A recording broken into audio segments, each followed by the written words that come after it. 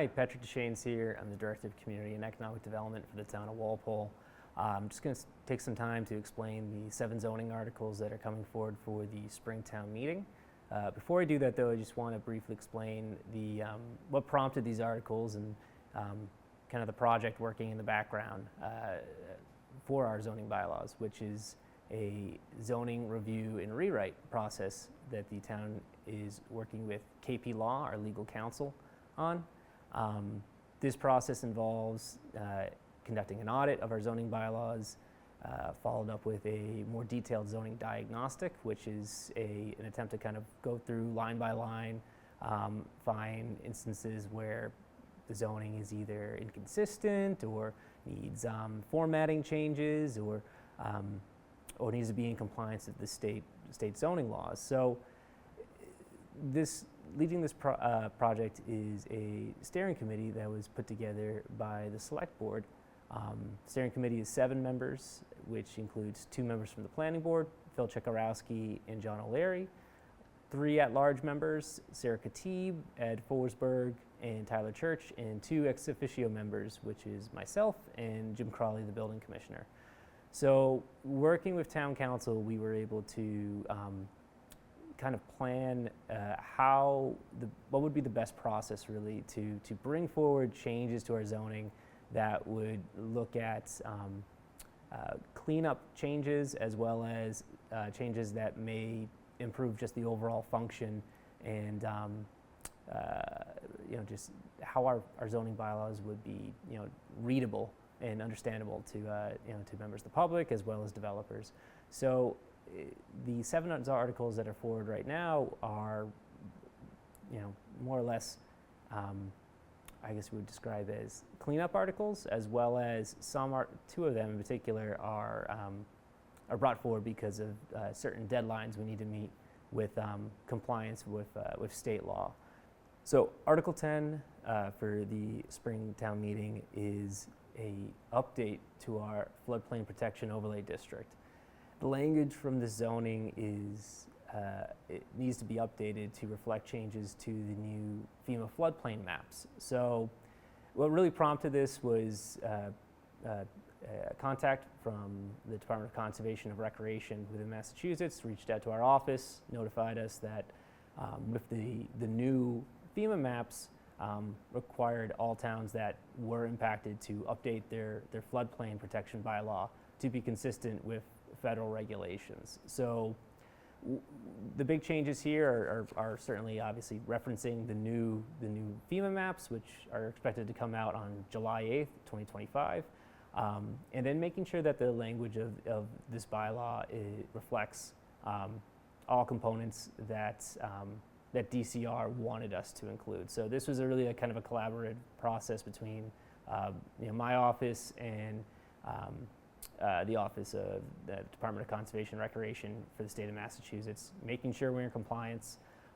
The reason being not only just to be in compliance with the new FEMA maps is that property owners that need flood insurance through the National Flood Insurance Program require that the communities that they're within have the most up-to-date regulations. So this was definitely an article that was prompted by the upcoming new maps, and overall it's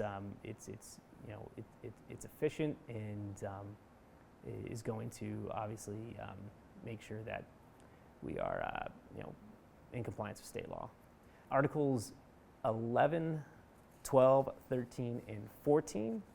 These have to go back to our zoning rewrite process, which is looking to clean up these sections of our zoning. So the changes here all kind of follow the same premise. They're looking to update the language to be consistent with state law, remove redundant or repetitive language.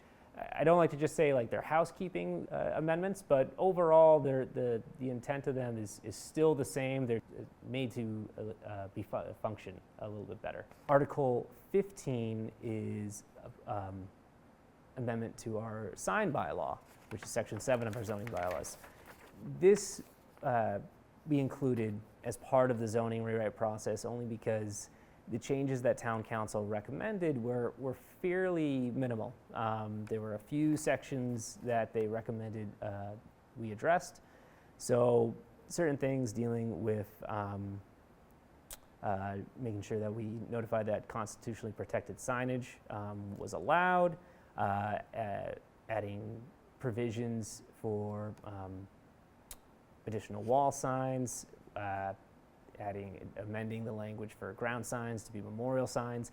All these are more or less smaller technical items that were recommendations from town council and discussed with the steering committee. And because they were pretty straightforward, we thought this was a good opportunity to bring this forward for the spring in order to work as we make progress at updating our zoning bylaws. Article 16 is an amendment to our accessory dwelling unit bylaw. Town meeting members may remember we just updated this bylaw or changed this bylaw fairly recently. So the reason we're bringing this forward is around the same time that we updated our accessory dwelling unit bylaw, the governor introduced the Affordable Homes Act, which within the draft act at the time included provisions that would make changes to the state zoning law impacting accessory dwelling units. So that law went through the typical review process, as all forms of legislation do, and was signed to effect in August of 2024. So with that, the changes we're making are to be in compliance with the new language of it's Mass General Laws, Chapter 40A, which is the zoning law, and Section 3, which deals with protected uses, which an accessory dwelling unit is now under that category of state law. So this is something that impacts every community, not just Walpole.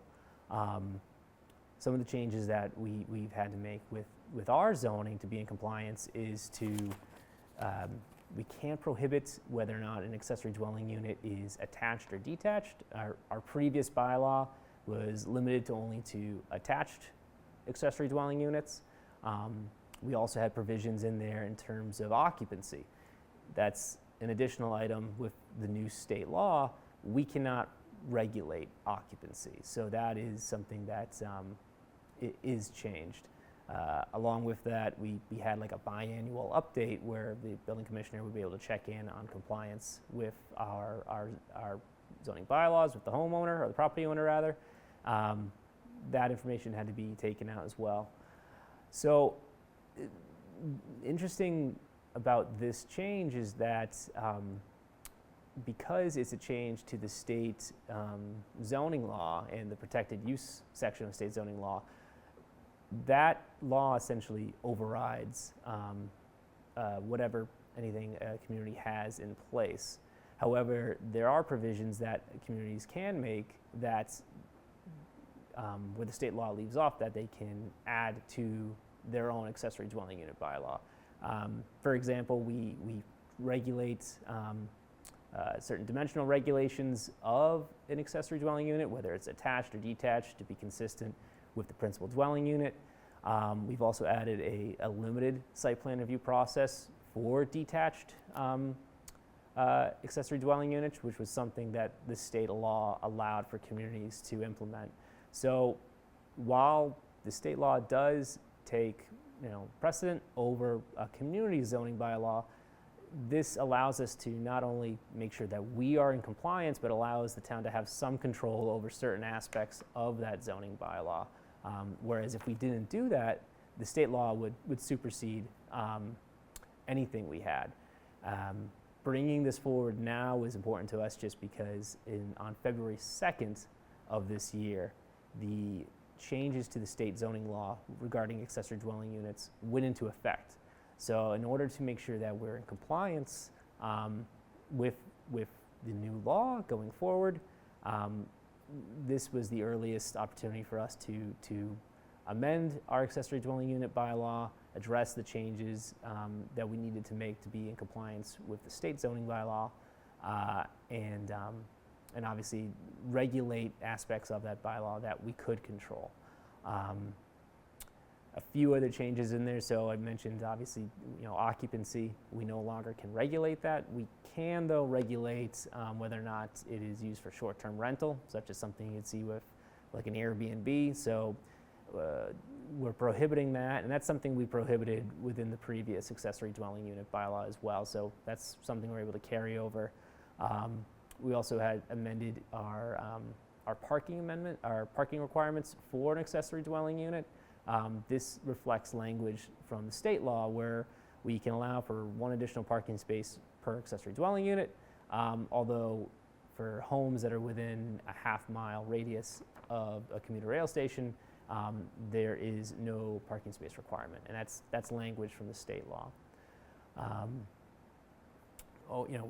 The steering committee that was part of the zoning rewrite process spent a lot of time really trying to look at what we could regulate and look at where our existing bylaw was not in compliance with the state law, and I think what we came forward with is something that is consistent with both the state law, but also tries to take into consideration concerns from the steering committee and think of Walpole and think of the previous bylaw we had.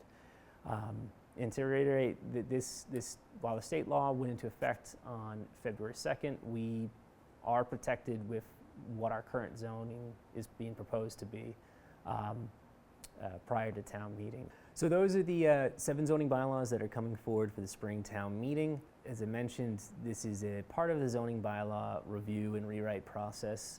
The steering committee that's working on this is hoping to bring forward changes in a pace that's easier to digest. We don't want to have one zoning bylaw with all changes all at once. So the next few town meetings, we're looking to bring forward changes to various sections of our zoning bylaws, looking at the same issues as these proposals, where we want to move inconsistencies, bring into compliance with state zoning, have the language be concise, readable, and just improve the overall function of our zoning bylaws. Information on the zoning bylaw review steering committee can be found on the Community Development Department's webpage, which is on the town website. And my name is Patrick Deschenes. I am the Director of Community and Economic Development. Always happy to take questions, emails, phone calls, whatever you have on anything going forward with this project. And of course, the zoning bylaws that are coming forward this spring. Thank you.